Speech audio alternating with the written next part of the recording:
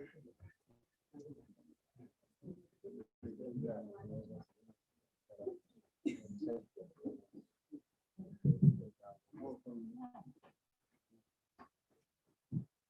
morning, colleagues. Today I think we have gone around and we captured the key things we want to talk about in this workshop. The mathematical details, those ones will be available to ensure that you get them. But we're not meant to be part of this workshop. We started by talking about project M&E framework, the outputs, the activities, the outputs that are products and services directly generated by activities immediately.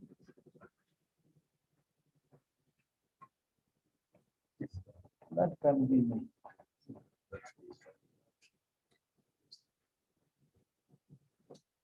I thought there was a plane coming in. But we are becoming very important.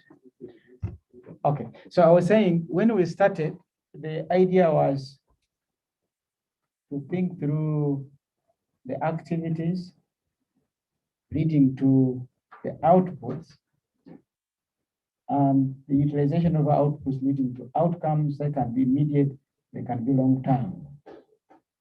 And then we finally talked about the impacts. But in reality, when we are talking about impact evaluation, we are actually talking about outcome evaluation, long-term outcome evaluation, not really the real impact as defined by that M&E framework. Rarely do we do that, except at maybe a national level, country-wide. And then we say, you go through a theory of change. You must have a problem statement to why you're doing an intervention. What is already known? What is not known? What do I want to address? That's a very key. There's no way you can start a project unless you know that you're going to transform people's lives, i.e. there's a problem. That's why you're doing that project.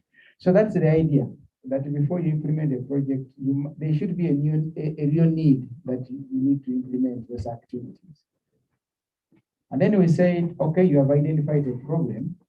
You read your problem statement. What is known, what is not known.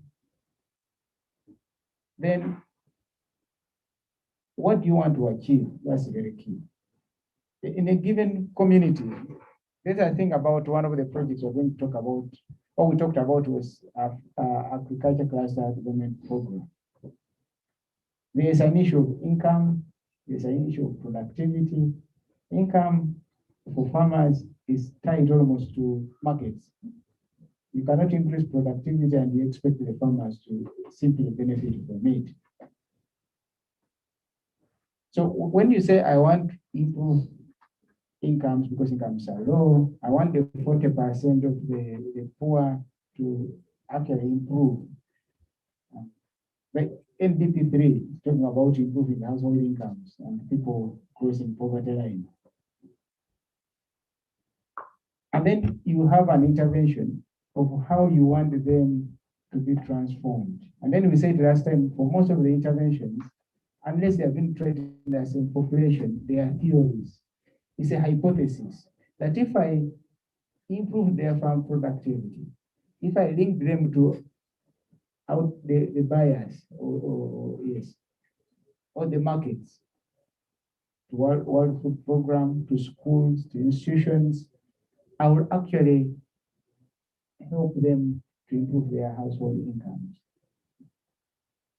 So you develop a theory and you link it up. And then now that helps you to define the activities that will help you to achieve what you're saying you achieve. What you need to do if you really want to improve the household income, if that's your outcome you're interested in. What should be the activities? They say, okay, linking farmers with buyers, linking them with input dealers, providing a subsidy for inputs, training them how to produce with quality. Training extension officers to support them. All this now define the activities that you theorize should be able to help you achieve the outcome of interest. Now that you have invested money in those activities, that pull together called intervention. At the end of the day, the question we ask is, did you actually have an impact? Did you actually lead to change, improvement in the household incomes? There's a question of sustainability. That is another question altogether. Okay? Sustainability, I told you, even some of the impacts we just talked about here, some of them go beyond just the project interventions. When we talk about impact, we are talking about something that other factors also contribute to. One of them is social cultural norms. You can take a cow to drink water, but you can't force it to drink water. You take a drinking place, but that is it. There's the same thing with human beings. You can give them everything, but you can't force them. Just like most of my students, I think the students here are good ones. I have master students who are keen on copying from each other. When you give them an assignment, and they sit down and first work as a group, and then they write it up. I mean, if all of you contribute in that group, that's fine. But there are some of you who are very busy. You wait when your colleagues have finished the product, and then you come and say, can I see what you did? There are a few times when I tell them, you stand up and explain your assignment. And that's when we start seeing some of them actually don't understand what they are doing.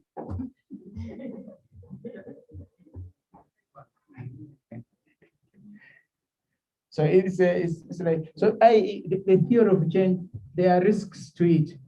The assumptions you are making that when I do this, people will do this.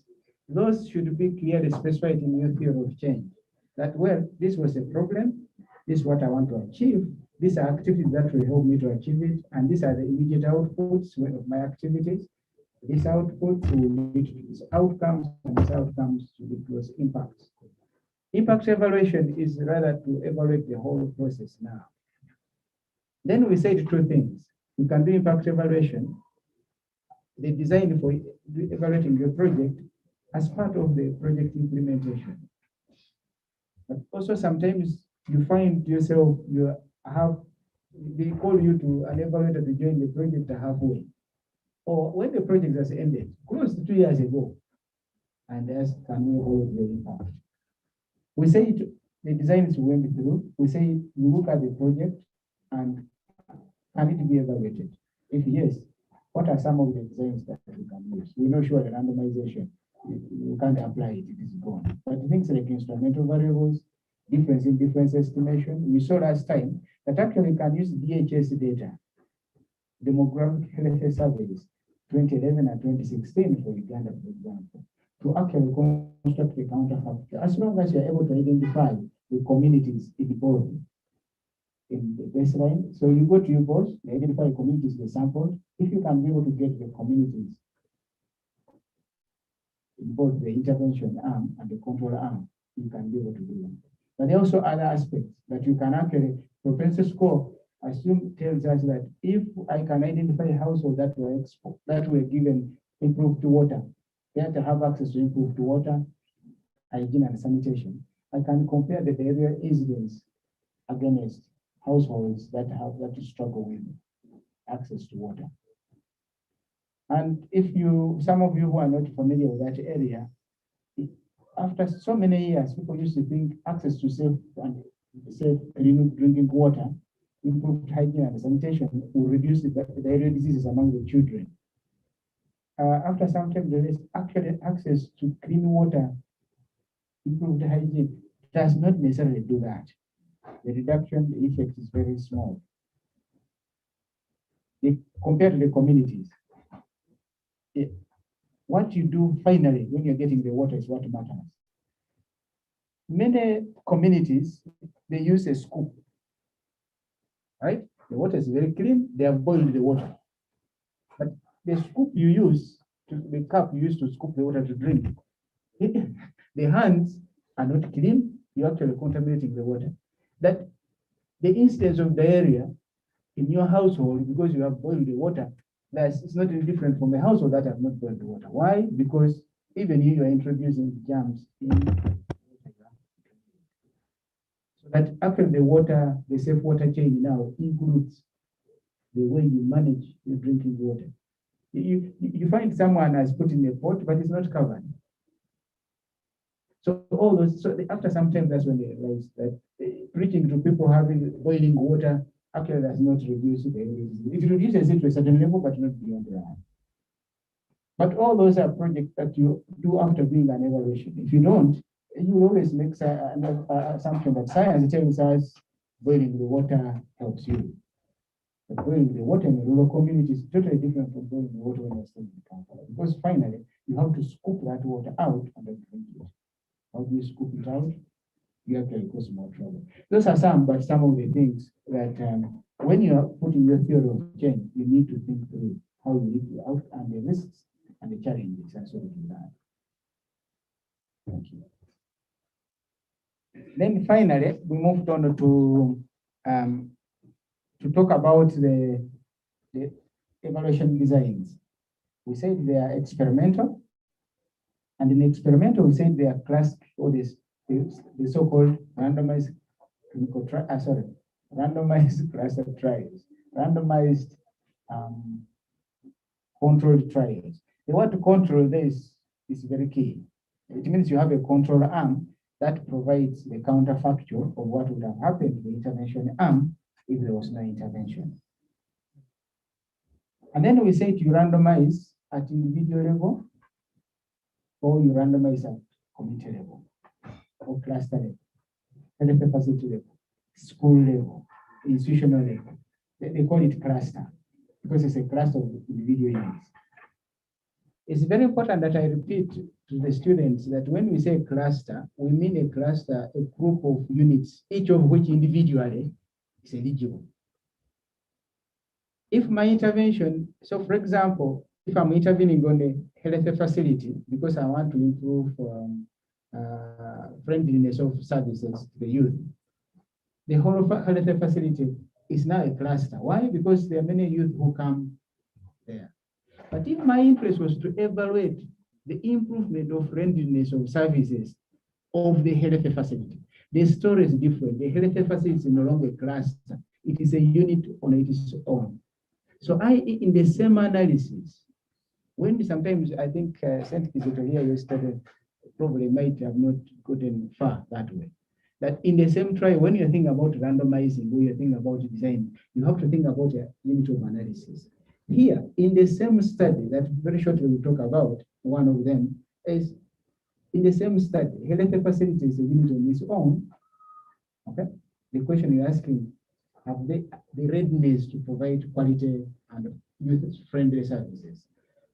When you go the other side of the youth, we are thinking about the access and utilization of the service. So to the youth, when they come to this facility, they are clustered. When you are analyzing a health facility, however, you are comparing with the other health facilities that were not randomized. So you can actually take advantage within the same design when you're planning an evaluation to actually evaluate so many outcomes at the same time. Okay? So you have to find a way of how you integrate this into one design. It's very important that we think about that way. Otherwise, we are going to talk about that study shortly. In fact, I shared your emails. I shared 3 studies that I want us to quickly chat through. So we say we can use difference in difference, propensity score matching, instrumental variable, regression discontinuity, then I say synthetic controls, and then we can use interrupted time series. And there are so many other fancy small designs that we can use. All these designs have some modifications. Then I told you the current trend is if you are using difference in difference designs, you will also propensity scores. You can, instead of using it as standalone, you can combine some of these methods.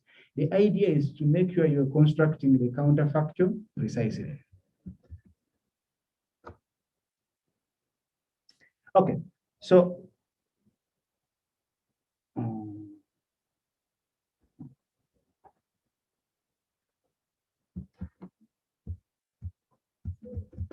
this one, David, I wanted to get the fly in, but am I doing something wrong? Ah, yeah, there we go. So we Saint Kizito must have said something about the choice of the designs. I'm not sure whether they use this framework, but this is another way of thinking about it. And I think, oh, Edwin, you need to print the page too. Did you?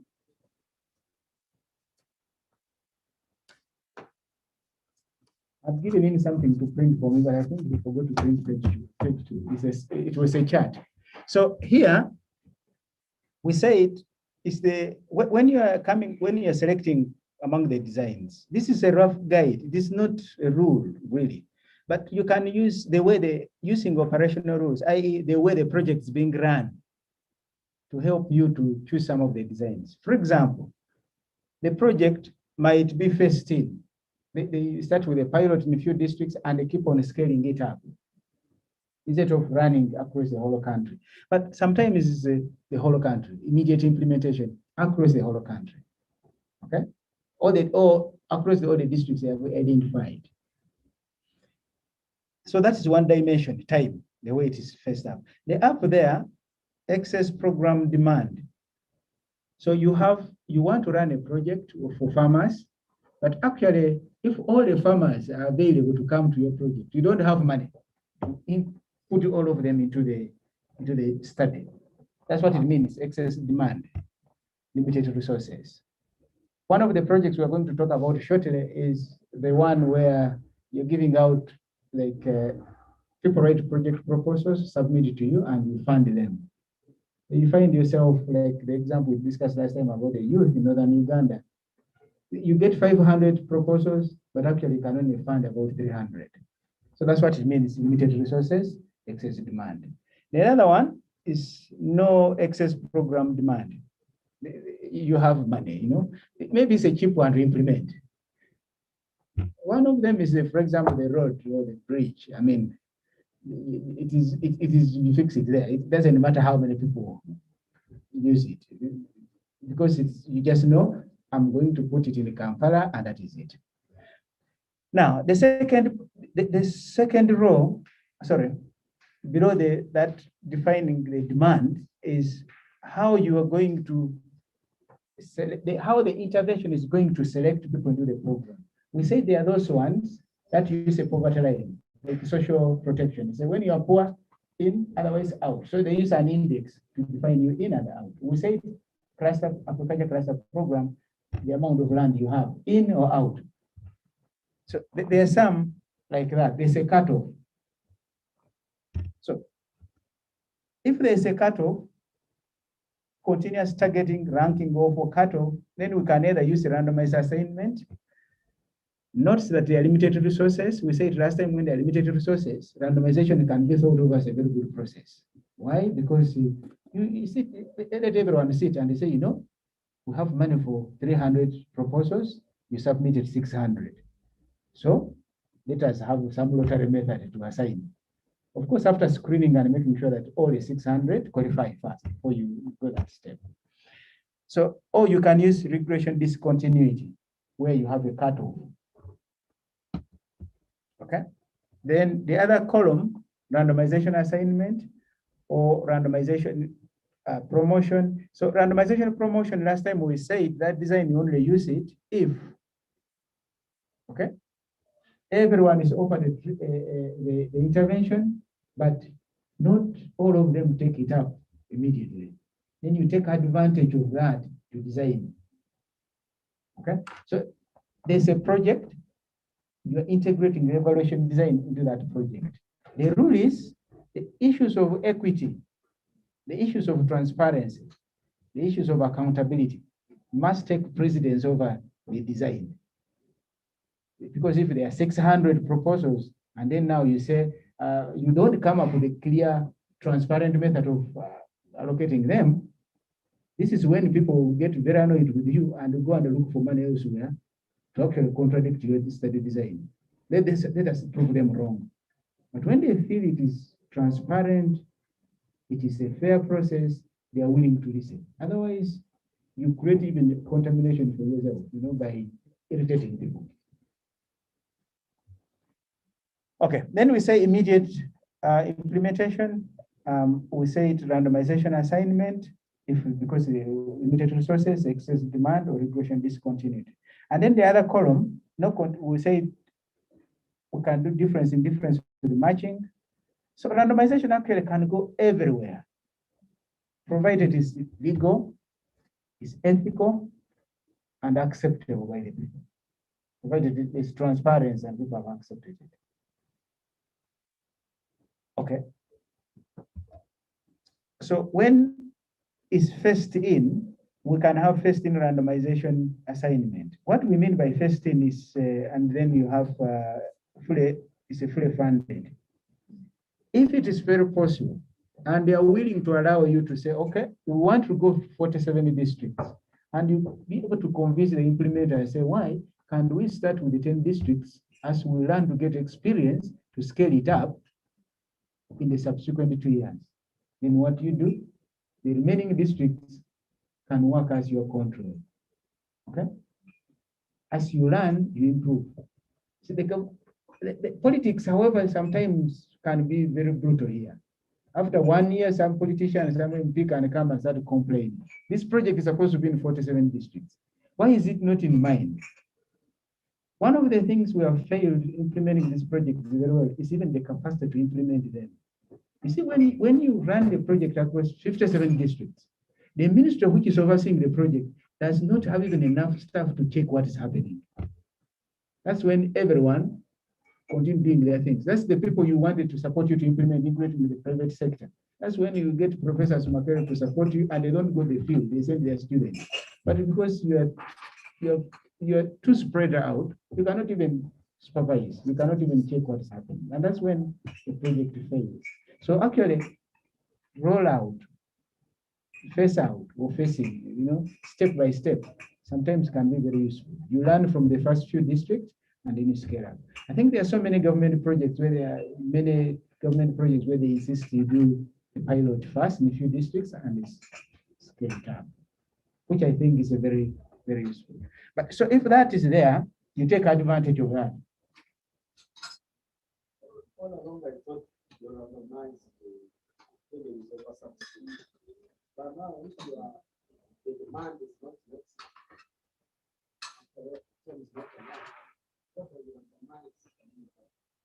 you mean when the resources are fully available? Yes, please.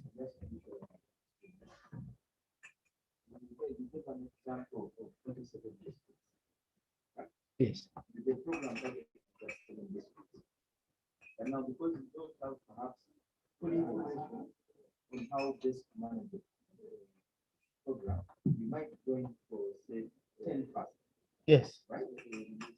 So you randomize. So out of the 47, randomize 10 to start quickly, and then the remaining you go slowly. Okay.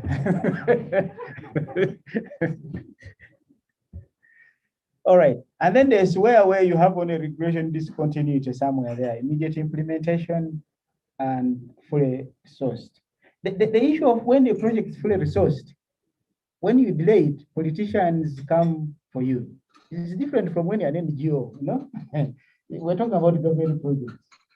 So when you tell them, no, we are running from the first few districts, as we scale out, can be a better argument, but actually randomized which districts you go to. But when the politicians come to you, you find an explanation.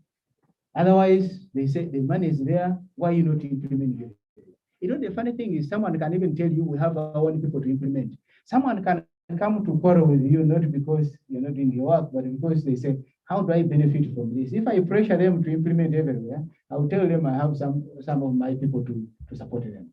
You see, this is for different reasons. So those are some of the things, but we cannot, politics manages us, we don't manage the politics, unfortunately, especially at home in Uganda. Okay, so this morning, I want us to look at these 3 projects. There's one, we are working, agriculture value chain development program. I've just gotten involved in designing the baseline for that, but also the evaluation design within that. We've just started on that. The interesting thing, I think Joseph and Rosalie know, this phase 2, which has been approved before in phase 1, because this phase 1 has delayed, COVID and so on. Phase 2 of this project has also just been approved. That's a government. That's our government,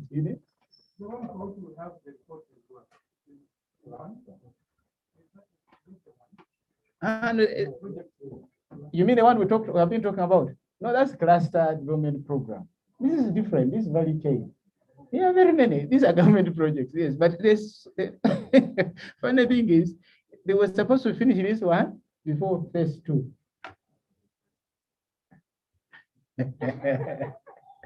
Then the project 2, I want us to. Sorry. No, but you see, if I may, I've seen this where people, because the people running phase 1 is different from phase 2. The guys of phase 2 want also some money for, so they push it quickly. No, but of course, COVID disorganized the processes. Okay. But of course, the challenge is phase 2 that they are not in a position to proceed from phase 1. No. The idea is, but the lead time will not be that much. So when you do like that, in fact, I was asking them, so why are we trying to come up with the impact evaluation design within this one, when we know by the time we finish this one, phase 2 would have begun? So what are we running? Maybe I told them, let us move the evaluation design to phase 2. But they told me, but we have given you work to work on this one, not the other one. So either this one, we can take you out of. It's government, yes. Yes, it's government. And then Uganda Millennium Science Initiative Project. And then the third one is Advanced Sexual Reproductive Health and Rights in West Nile and Acholi sub-regions in Uganda. If you abbreviate it, it becomes ANSWER. ANSWER.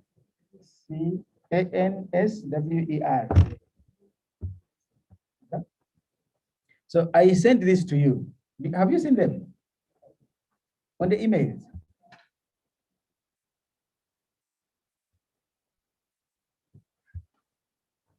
Because there's no way I can project them, so I decided to send them to you. If you try to put them in PowerPoint, you will have to have 20 slides for just one project.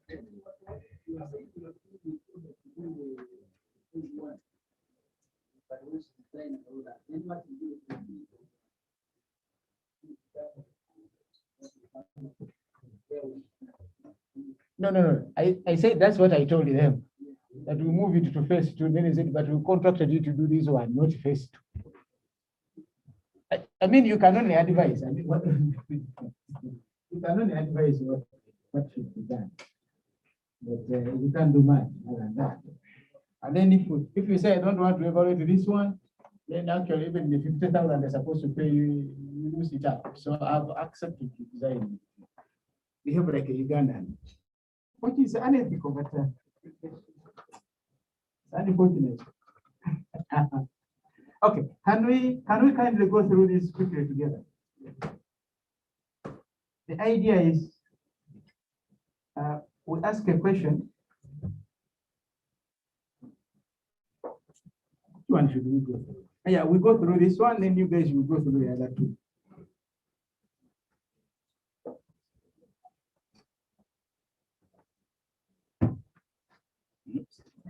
Why not share it?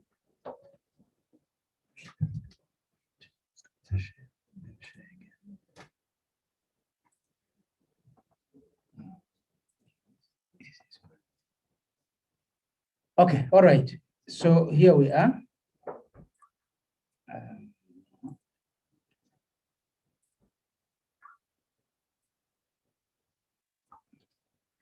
So this money is from ADP. It's a 5-year project. It's being implemented to, so the project aims at building the functional input and output markets. It is value chain. It is not just production. Value chain, for some of us who understand agriculture economics, it starts from production, high quality production, so meaning you use better inputs, all through the last product sold out, including agro processing. Okay? So that's the whole chain. So that's the aim. It is the input and output. Input for Ugandans, we know very well that our input market is one of the most challenging one. You go to Kampala Road to pick a laptop. By the time you come back, you switch your laptop, it doesn't work. Poor quality, and agriculture inputs are the worst. Someone can sell to you red pepper, squeezed out, the juice squeezed out, and say this is a pesticide. It will work, but it's not very efficacious. It's not very effective, but it works. So when it works, when the first round, and they say, oh, it works, then we go back and buy more. But in fact, if you have ever, George, if you have, I know you do agriculture, if you have ever dealt with the agricultural products, the chemicals, fertilizers, that's when you actually know there are many of them on the market that they are fake ones. The packaging is so nice, but the quality inside is very poor. So one of the things they're trying to do is to improve that. Okay, i.e., you work with input dealers to improve their capacity to purchase good quality, to price it better. Sometimes people lack knowledge. They think they are making more money by selling the fake ones, yet if they were selling the correct products and the farmers are informed to buy them correctly, you still make your money. So that's one of the things they're trying to do. Work with input dealers, link them with the farmers, let them have a personal kind of personal relationship. The farmer knows it is slightly more expensive than what I used to ask for, but it will work. The output is to bring them to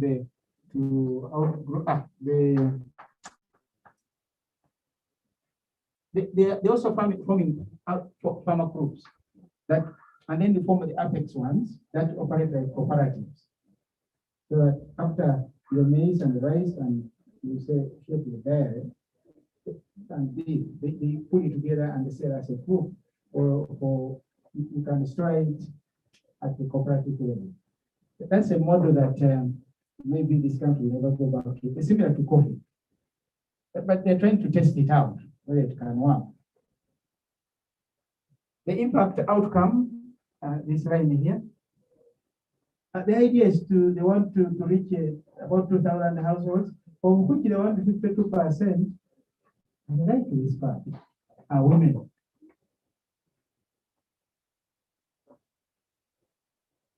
When asked them how are we going to do that, they said, don't worry, we know that women are the majority.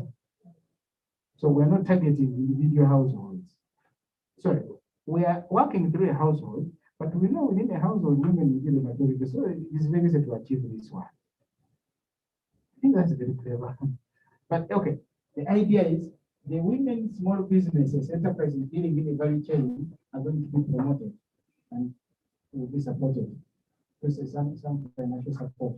So women who are dealing in produce, agro processing, you get your nuts, your sim, and you process it into the paste. They call it what? OD, right? You can support someone doing that. That's what I mean. So small business run by women, make sure that they are given a priority to be included here. The impacts are increased income level among the farmers, reduction in people living below the poverty line. Everyone says that. Increase in yield of selected commodities. This is maize, rice, and dairy products. That's both. And then the key outputs. Okay. They are going to support irrigation, especially for rice and maize. There are also a number of farmers adopting conservation farming practices. So these are technical details, but the key thing is we want to increase the incomes, We want to reduce people living below the poverty line. But I say this number to everyone says that every project wants to help people come out of poverty, increasing the yield of selected commodities in the value chain. The districts are as follows.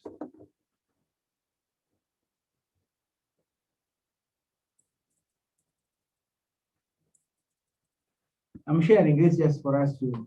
So the maize value chain, you have a Marata, Uweshu, Buikwe, Ikeda, Kuramburu, Uvuma, Biende,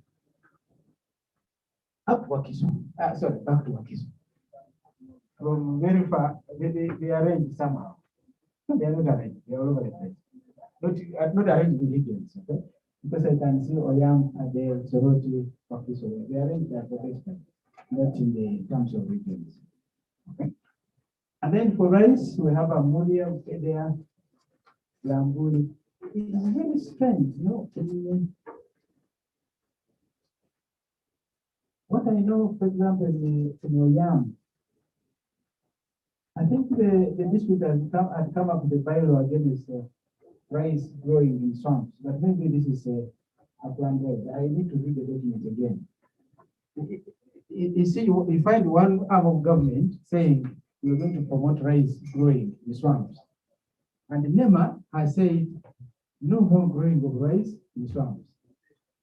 That is very, very common.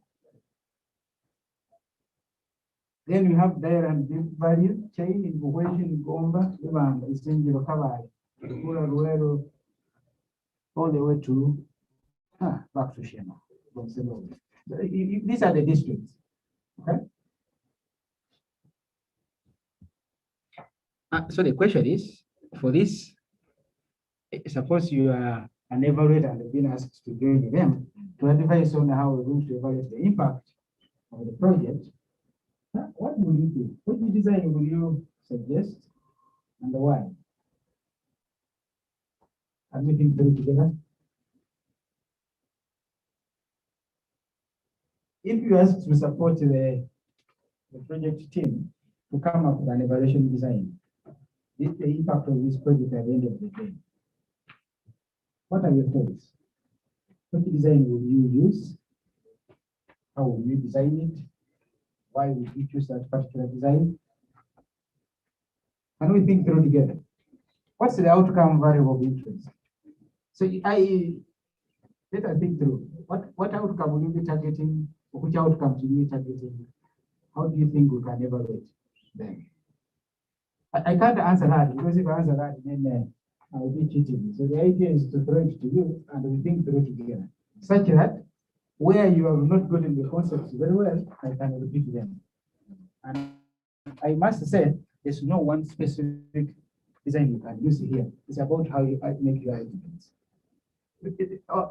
Okay, I need to say, in this project, there will be more households qualifying than the money can allow.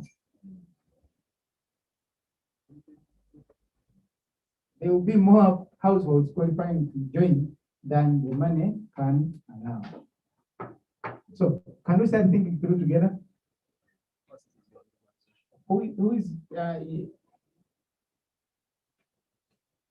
just to say that now that the resources are limited, randomization must be part of whatever we're going to do in this case, primarily.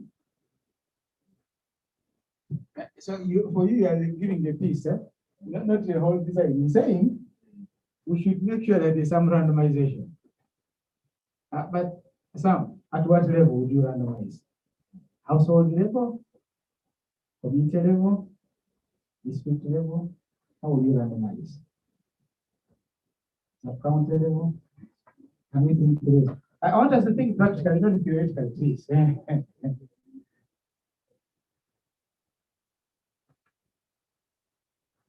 There's no right or wrong answer. All of them have what between right and wrong. I think you randomize at different levels. From the district. I wanted those ones who are learning to answer, not you.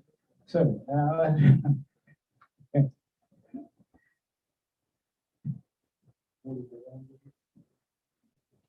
Can we think through and we move? Yes, Rosie, you want to say something?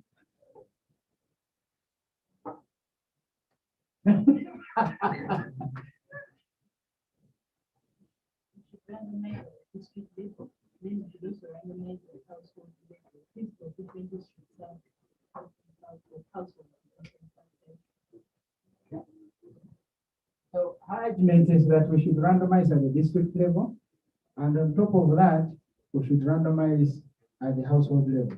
Okay, before we go further, the cluster randomized design requires a minimum of 8 clusters in each arm. Okay. So if you are running that one, if you're randomizing on the district, you make sure it's a minimum of 8. So what normally sometimes to overcome that, you have to find another better way. So for example, but here we have many districts. What I said actually can make sense. But for cluster randomized static designs, the number of clusters in each arm must be 8 at the minimum. 8 is the standard errors of analysis of the estimates become just fly out of the window. Okay, Regan, you want to say something?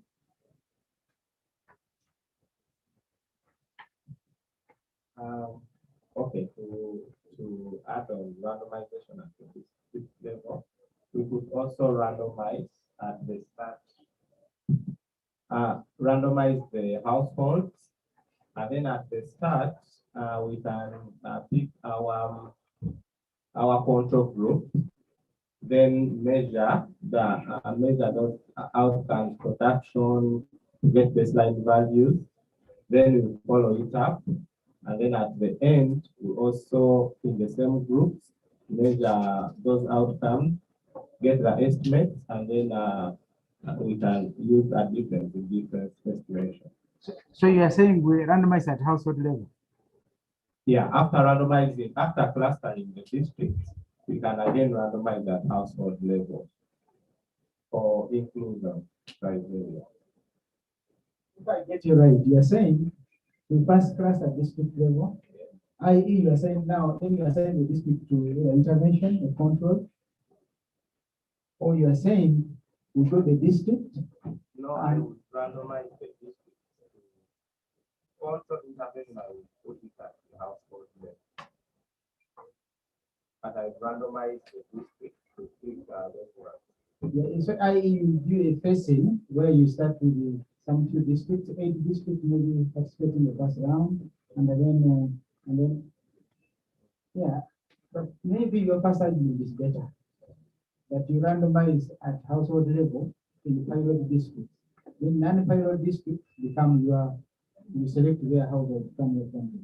Because remember, once you are put a district in intervention, then it is an intervention. You cannot go back and randomize inside there. Now, but it's very important to note one thing when we're making an argument about randomization, that the bias, you are going to work with some of them, right? So when you say randomization, it means even when you're intervening. So if you just think about the same community or the same sub-county, the bias you're working with, or input dealers you're working with, they're within that. When you work with them, they don't care which farmer you put in a randomized. No, as long as they come, they sell and they buy from them. So when you think about at what level you randomize, you also have to think about the theory of change or the implementation activities. Because those that implementation activities actually quickly leads to your unit of the smallest unit of clustering you can do probably can be a sub-county. With an argument that maybe the buyers and the input dealers in that sub-county, different sub-counties are different. So we need to think about that as well.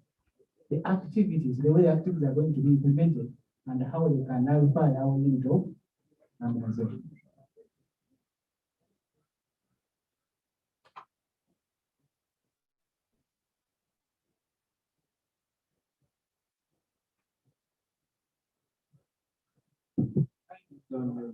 Mathematical programming. We have a baseline, we use the baseline, we are going to get some inputs. if you are going to do randomization, wait with the team. And I have to ask myself, am I going to do a book of data when I'm doing my class time, or am I beginning afresh? Yeah, I think here this one you have room to choose. So actually, when we're talking about the design here, I was expecting when someone is arguing, you can say, okay, we should be a baseline and maybe do difference in difference. Oh no, you can use already available data. So the project has not begun. As I described in the beginning, this project is they know the districts are going to go to, but they have not begun. So we are still easy to convince on how we want to incorporate the evaluation design.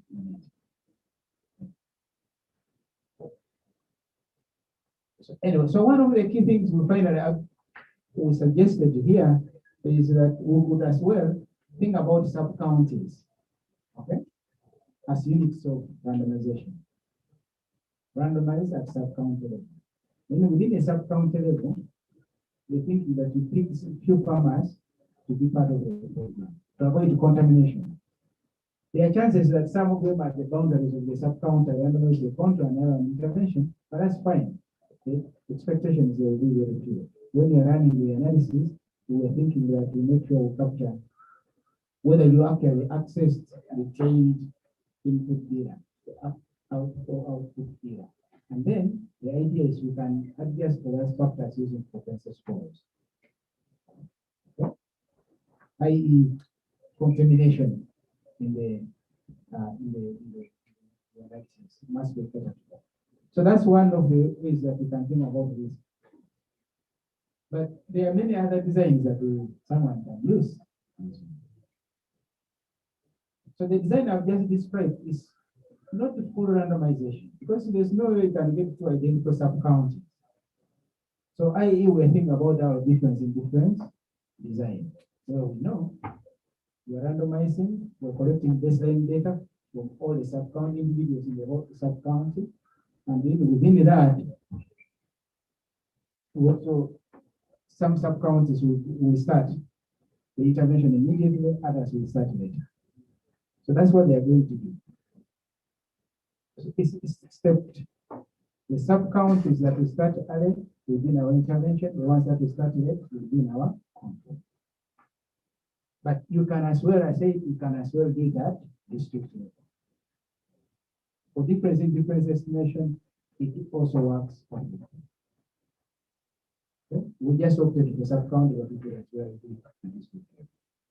Okay, so you can work through all this.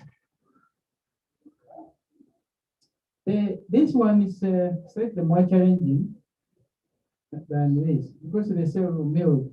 People travel long distances. You can get your milk from a single and you take it to Yantona. Mainly, but so when you're thinking about that, you also have okay, whom am I working with? What type of farmers I'm working with? I'm not working with fairly doing well commercial farmers already. That's not the idea of this project. We are looking for people who are struggling to support them.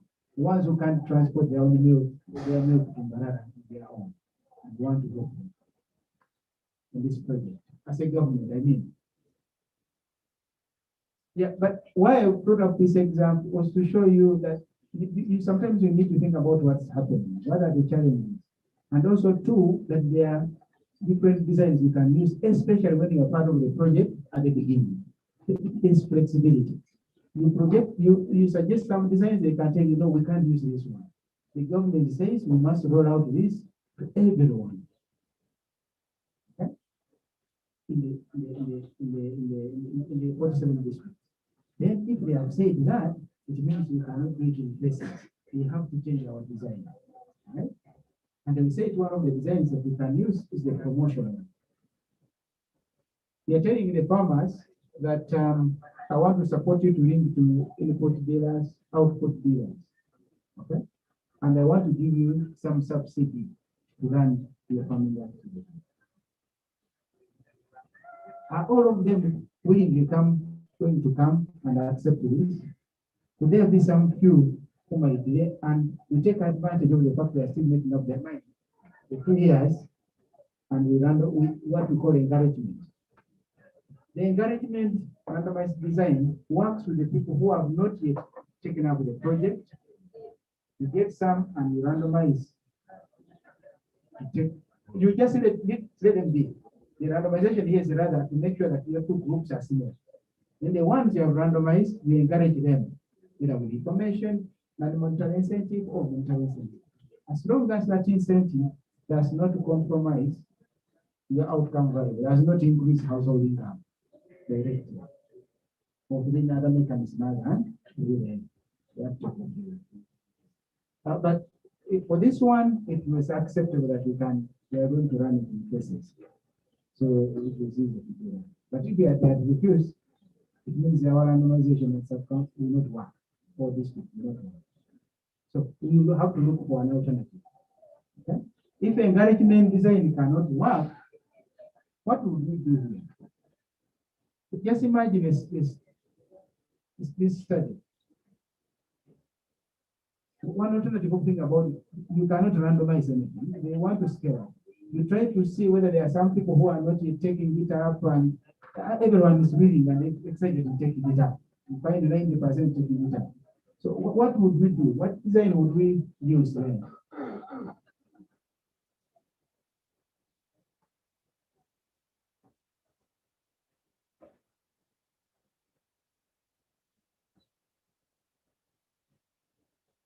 Yeah, that becomes very challenging, right?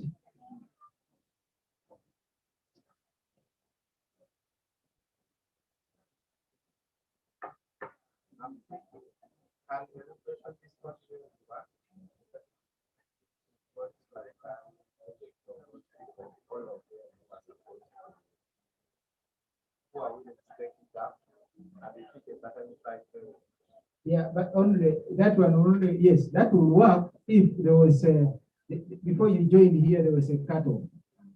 Unfortunately, no such cutoff, unlike in cluster development program where they say land, here it's not. Here is a rice farmer, a maize farmer. So missing that, but yes, ideally, if you are part of the intervention, you can actually convince people to do that. But I agree with the part of immigration discontinuity for one reason. People manipulate it. The people support. If you do it yourself, probably if they allowed some of this project I've supported, if they allowed me to work with my own team to support the recruitment, it will work out. But in most cases, they don't want to give you that money for recruitment. They recruit themselves. So when things go wrong, when your assessment is not good, then when you start to present, they still put it back to you. It's the consultant who did the advisors very well. Okay? So in most cases, I go for difference in difference, consensus formatting, or kind of pseudo randomization design. Okay. So, but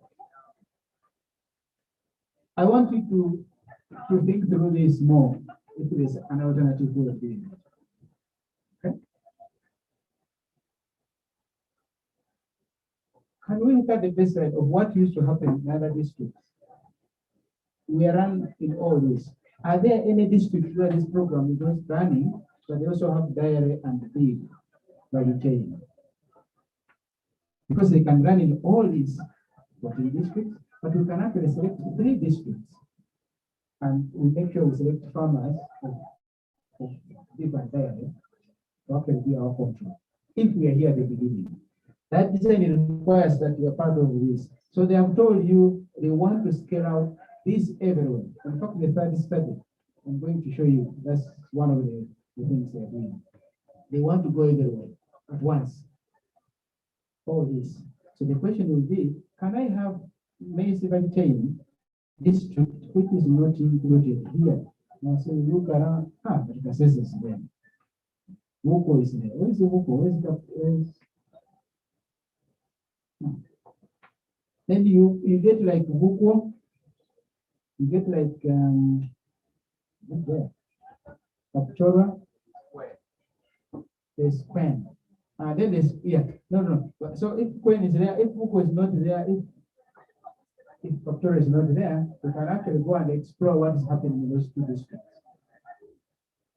Once they are at the standard level, there's no other project running there, actually we can pick them and use them as our contract. We have to go there and find out what's on the ground. The reason why they were left out, it could be that there's another NGO working there or another government project there. So i.e., to come up with a correct design, you do more. It is not something that you can sit on the desk and you come up with it. You know? Sometimes you have to make phone calls. Sometimes you have to kind of a simple check what is happening out there. All right, the next study is a challenging one that I want us to think through together, and I will even leave it to you to go with it and think through more.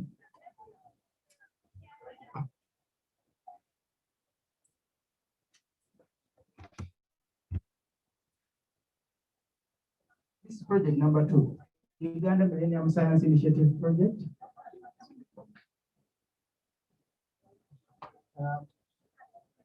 Was being run by Uganda National Council for Science and Technology and Uganda Industrial Research Institute.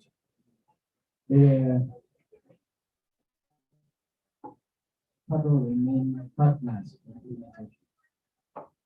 One of the, I will share with you this because I want you to sit down and actually provide more for what you think the design is, what you think we should evaluate, and the design we should use. This is what it says. One of the key arguments in the problem statement is this: the stagnant economic activities in all sectors partially stemmed from little attention to science, technology, and engineering at the tertiary education level.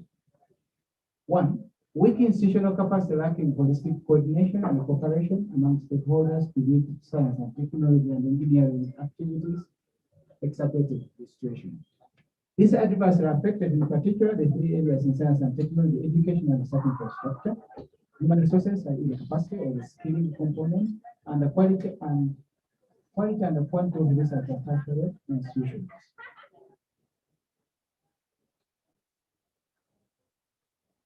This is an argument, right?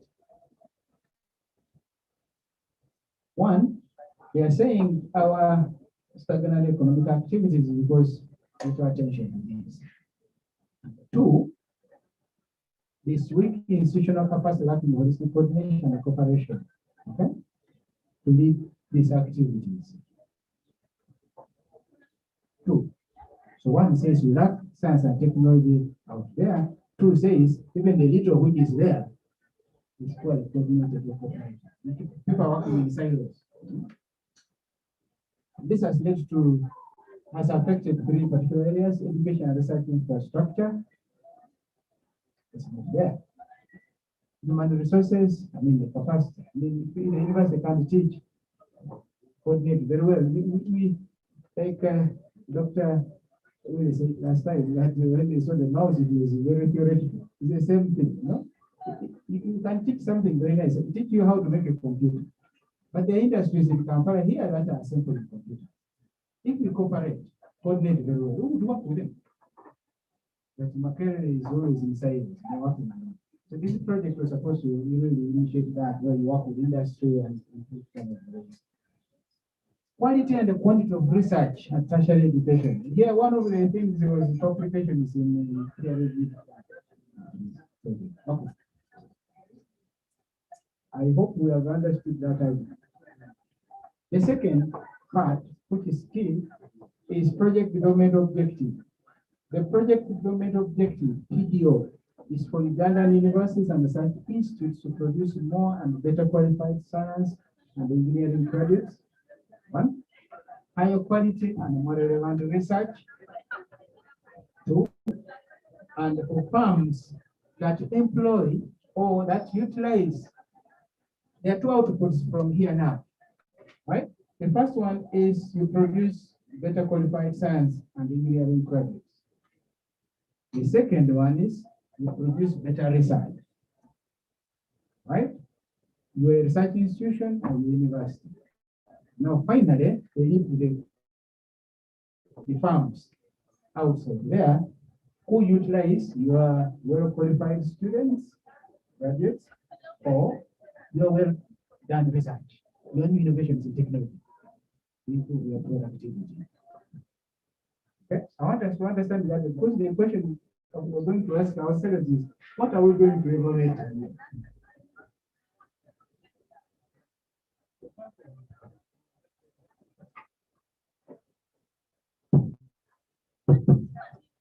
We are going to evaluate, but I see the next thing there. That's output. That's outcome. So impact, I don't see it. I don't know if I'm right. And the project objective. So I'm going to now make impact. If there is there's an output, there is an outcome, and there is impact not so well coming out. I assure you that's exactly the way the document is shared with me.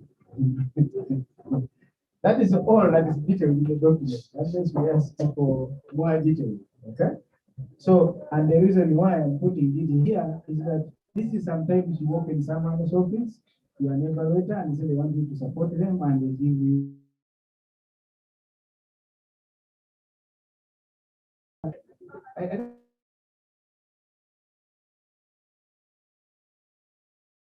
I think where I work in, I am a statistician, and then many times people have come to my office and say, you know, I want to analyze some data.